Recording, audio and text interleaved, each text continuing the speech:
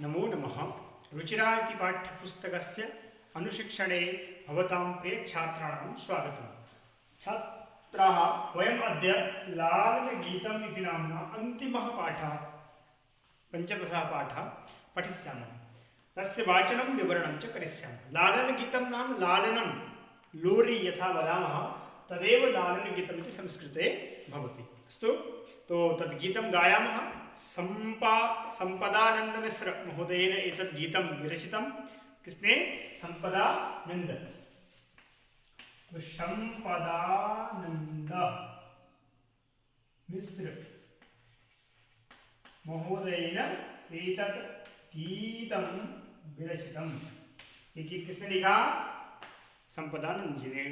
चलिए, तो गाते हैं गीत को और इसके भाव को समझते हैं। ठीक, एक माता अपने पुत्र को प्रातः कालिक वर्णन करते हुए बताती हैं कि उदिते सूर्ये धरणी विहसति, पक्षी कूजति कमलं विकसति, नदति मंदिरे उच्चैर्ढक्का, सरितः सलिले सेलति नौका। क्या कह रही माता? कि उदिते सूर्ये धरणी विहसति, यानी कि सूर्य जो है वो उदित हो चुका है। यानी कि हे मेरे प्यारे पुत्र, उठो, कब तक सोओगे, उठ जाओ।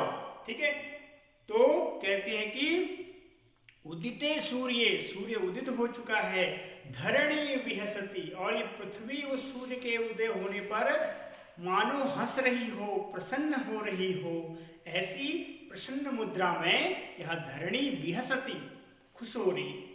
पक्षी कूजति कमलं विकसति, और इस पावन पुण्य समय पर पक्षी कूजति, विभिन्न प्रकार के पक्षियां अलग अलग आवाजों में उस सुंदर सुरम्य वातावरण का स्वागत कर रहे हैं, कूज रहे हैं, बोल रहे हैं। कमलम विकसति, और उस सूर्य के प्रकाश से उस तालाब में रहने वाले कमल विकसित हो रहे, खिल रहे हैं।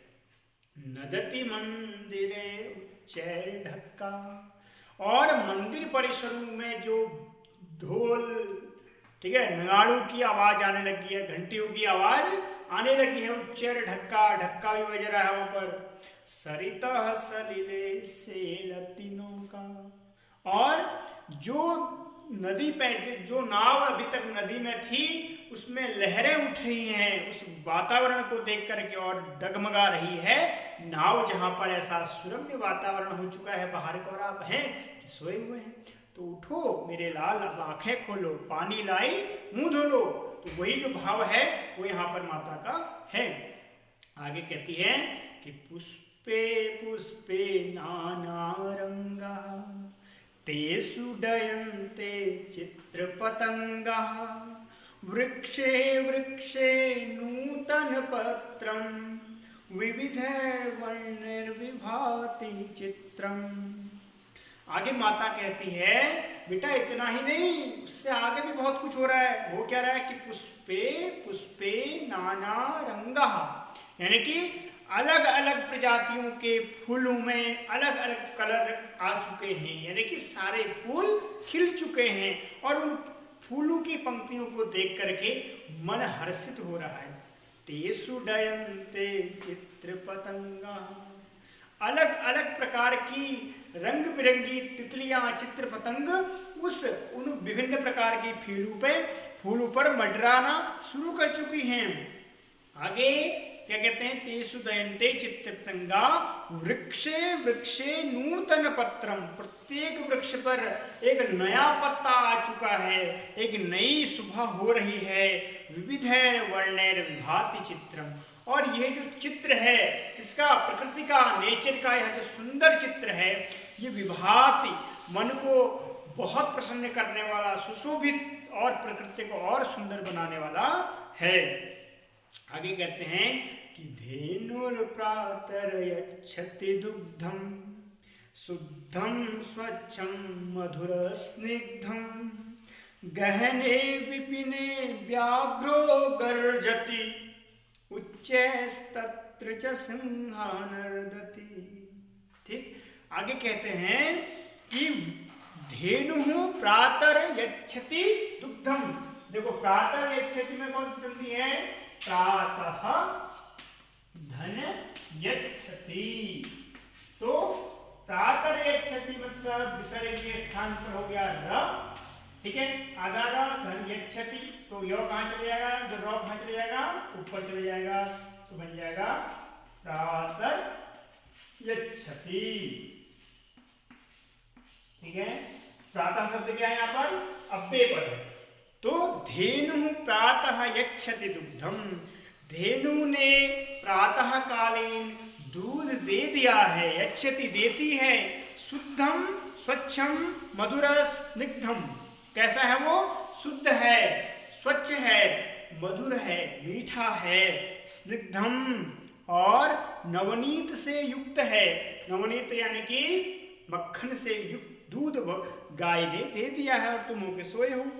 गहने विपिने व्याघ्रो गर्जति, और कह रहे हैं कि गहन विपिन में यानी कि जो भयंकर जंगल है वहां से भी बाघ के चिंघाड़ने की आवाज, दहाड़ने की आवाजें आ रही हैं। उच्च तत्र च सिंह नर्दति, और उसी गहन यानी कि जो घोर बहुत ज्यादा जहां जंगल है, वन है, घनघोर वन में से शेर की नर्दति मतलब दहाड़ने की आवाज आ रही है।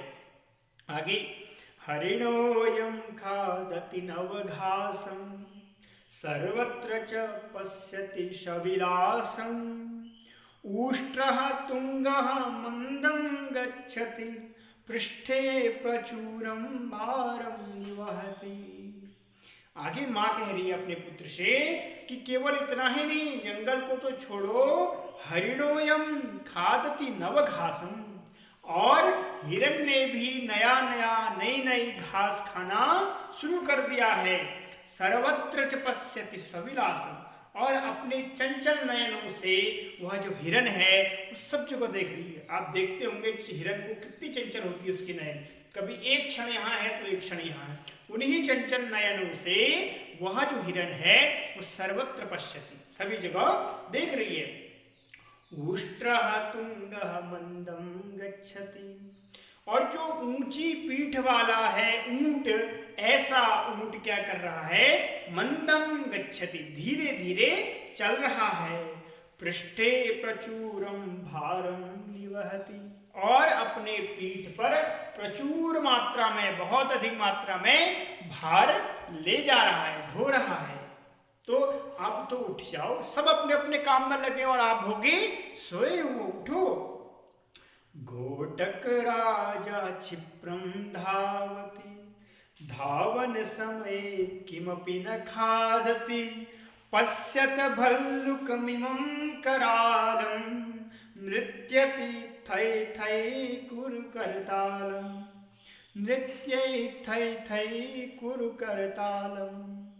आगे कह रही है माँ कि घोटक राजा क्षिप्रम धावति, यानी कि प्रातःकालीन समय इतना आगे बढ़ चुका है कि घोटक राजा यानी कि घोड़ा भी अपने काम के लिए क्षिप्रम धावति, तेज दौड़ रहा है, जा रहा है। और धावन समय किमपि न खादति, और जब वो दौड़ रहा है तब उसको भूख नहीं लग रही, तब वो बीच में जो लगी हुई घास है तो घास को देख ही नहीं रहा है, एकमात्र लक्ष्य है उसका दौड़ना, जहां तक उसको जाना है तो वहां पहुंचने का प्रयास कर रहा है, उसके बीच में कुछ नहीं खा रहा है।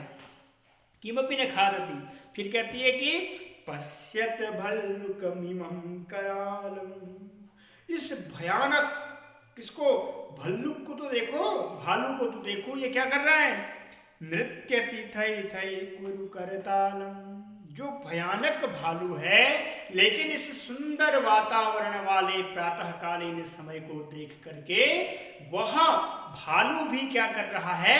नृत्यति थै थै कुरु करतालम, और हाथों से ताली बजाते हुए नृत्यति यानी कि डांस कर रहा है।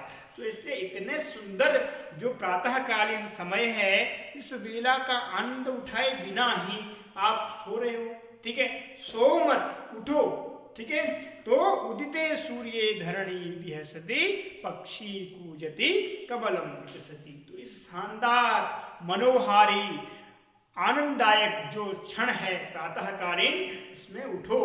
तो हमारा आपसे यही निवेदन है कि घर में जब आप उठे तो सूर्य के उदय होने से पहले उठे, उस वातावरण का अनुभव करें। कितना आनंददायक वातावरण होता है। अगर आप 9 बजे उठेंगे, 10 बजे उठेंगे, तुम्हें क्या पता कि वो जो प्रातःकालीन वातावरण होता है 5 से 6 बजे, यानी जब सूर्योदय होता है उससे पहले का वातावरण, जब अलग अलग प्रकार की चिड़ियों की आवाज होती है, सब कुछ स्पष्ट सुनाई देता है बिना किसी ध्वनि प्रदूषण के, हमें वह क्षण आनंद देने वाला होता है। तो इसलिए हमें प्रातः समय पर उठना चाहिए, जिससे हम इन सारी चीजों को, इन सारे आनंदों को एक साथ ले सकते हैं। यही भाव लेकर के सदा संपदानंद मिश्र जी ने लालन गीत लिखा है। ठीक, तो हमने इस लालन गीत का गाया और इसका अर्थ जाना। कल हम इसके शब्दार्थ को जानेंगे और इसके अभ्यास को पूरा करेंगे। ठीक है, तो आज के लिए इतना ही। कल हम पुनः आपसे मिलते हैं, तब तक के लिए नमो नमः, नमस्कार।